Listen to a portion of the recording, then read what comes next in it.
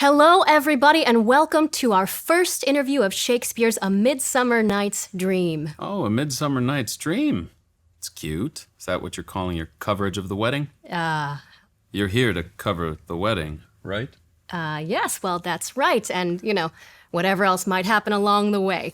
But let's get right to the introductions, and I suppose I should start with you, Theseus, since this is technically your city. You are the Duke of Athens. That's right, I run this place. Though I might point out for our audience that the ancient Greek city of Athens didn't have dukes exactly, but Shakespeare's audience would have understood the title duke as being very near the top of the noble class. Theseus is a very important and powerful person, in other words. But the Theseus of history was more like a king, the king of a city. Theseus of history. You know I'm standing right in front of you, right? Theseus, Duke of Athens. Yes, I'm sorry. You are you, and we shouldn't forget that. But let's find out who else is here. You, Your Highness, are Hippolyta, the Queen of the Amazonians. I can't tell you how excited I am to meet you. And let's not forget, most importantly, above all, Hippolyta will soon be my wife. Yes, of course, which is why we're all here. But our audience might need a little bit more of an introduction to Hippolyta before we get to that. Now, we only know this through legends and stories, of course, but you, Your Highness, are from a society of warrior women. That's right. And by society, I mean women do everything important. Soldiers, rulers, only women are in positions of power. God, I'm sorry. It just sounds a little silly when you say it out loud like that. But is it true? I'm just trying to get the facts for our audience. Yes, of course it's true. We're a society run entirely by women. Makes sense, don't you think? What? Oh, me? We try not to interject our own opinions into these interviews. Excellent. But I can certainly invite our audience to think about that. A society run by women. Discuss amongst yourselves. Before you get too carried away, I think that you should know that the Amazonians are as violent and as war-hungry as any society I know. Yes, I've heard that too, though their reasons for war in a world dominated by men are different. Hippolyta? Look, what's your name? You haven't introduced yourself to us yet. That's not really important. I'm just here to ask the questions. Okay, so you want to ask us questions, but you won't even tell us your name? It's Athena. I'm sorry? It's Athena. My parents named me Athena. Athena? Really? Oh my God, why, that's a glorious name. You must know that Athena is the goddess of wisdom and courage, of the arts, and of war, even. Did you know that, honey? Yeah, and the city of Athens shares its name with Athena. I don't know why you were being so shy about that. There's no better name. Oh, don't get me wrong, I love my name. It's just that this whole Athens-Athena connection, it's just a little embarrassing. I think the producers thought it would be funny to assign me to this one. Yeah, well, I don't think it's funny at all. It's an opportunity for you to connect with your roots. Now, what were we talking about?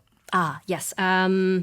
Patriarchy, a society ruled by men, or matriarchy, a society ruled by women. Right. Well, I was about to bring that topic to a close. Let's not get bogged down in politics on this festive occasion. Right, dear? Right. Dear. Yes, of course, and we can save patriarchy versus matriarchy for another day, but there is one bit of politics that's part of what's happening right now on this festive occasion, as you call it. I mean, the two of you are about to get married, right? That's right. And that's something of a political alliance. I mean, without getting into how you two actually feel emotionally about each other, the marriage serves a purpose of consolidating power. Hold on a second. We are very excited about getting married. Let's make that clear first. The wait is driving me crazy, frankly. Yes, that's right. You're waiting on the phase of the moon for some reason. Let's see, you have another 4 days, you say? That's right. We will get married on the new moon. And the new moon has taken its sweet time. Or as you put it, but oh, methinks how slow this old moon wanes. You do sound excited to get married. The moon lingers my desires like to a stepdame or a dowager, long withering out a young man's revenue. I'm sorry? He's comparing his situation of having to wait for the moon before he can get married to having to wait for his inheritance from his father because his stepmother is spending all the money while she withers away, just as the money does. So, wait, you're saying you're like a guy waiting for his stepmother to die so he can get at his inheritance? Exactly. Aren't metaphors wonderful? And you, Hippolyta, you're as anxious for the wedding day as Theseus is? Of course she is. Tell them, honey. That's right. Anxious. I'm anxious as well. Well, that's a little unclear when you put it that way. Oh, but don't worry, my dear. 4 more days means 4 more nights, and at night you can dream away the time, and then the crescent moon, like a silver bow in heaven, shall behold the night of our ceremony. Wow.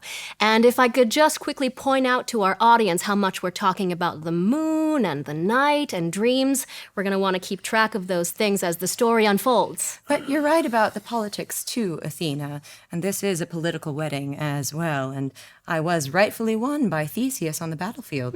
That's right.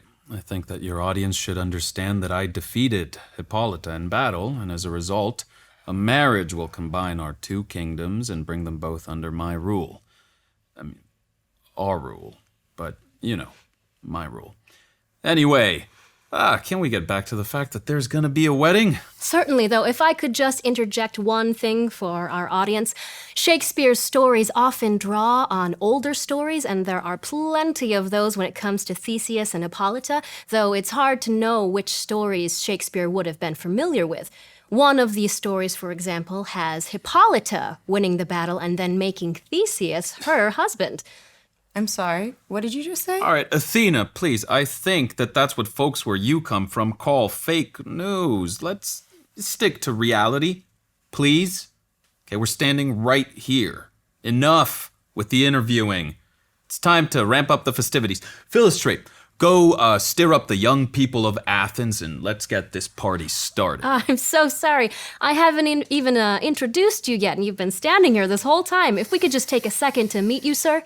All right, what's to tell? This is Philostrate. He does the things that needs doing. And right now, what needs doing is to awake the pert and nimble spirit of mirth. What a lovely phrase, the pert and nimble spirit of mirth. Yes, well, with war and all, people have been a little down, mood-wise. Yeah, that's right. A feeling of melancholy, as you put it. Yeah, exactly. And melancholy, our pale companion, is for funerals. We don't want him at our wedding. Right, honey? Philostrate, what are you waiting for? Let's try to generate some excitement. And how does one do that in a city like Athens? He'll figure it out. Go on! All right. Hippolyta, I wooed thee with my sword, and won thy love doing thee injuries. Well, I guess that's one way to put it. You're saying that your courtship was on the battlefield, fighting each other, trying to kill each other, in fact. That was the dating part of your relationship. That's right, but I will wed thee in another key. You want to change the mood, you mean? Like changing the soundtrack from a battle scene to a wedding scene. Nice, Athena. You're good at this. Yeah, exactly. It's time to change the soundtrack, something more appropriate for pomp, triumph, reveling. Well, I hate to complicate things so fast, but it's right at this point that an Athenian nobleman, Aegeus, shows up to speak to you, and he looks pretty serious, and he has 3 other people with him. Aegeus? Yeah, he's an important man in town. What does he want? Well, for more on that, let's take a quick break and send it over to Ralph. I'm sorry, Ralph? Yes, just give the camera a look.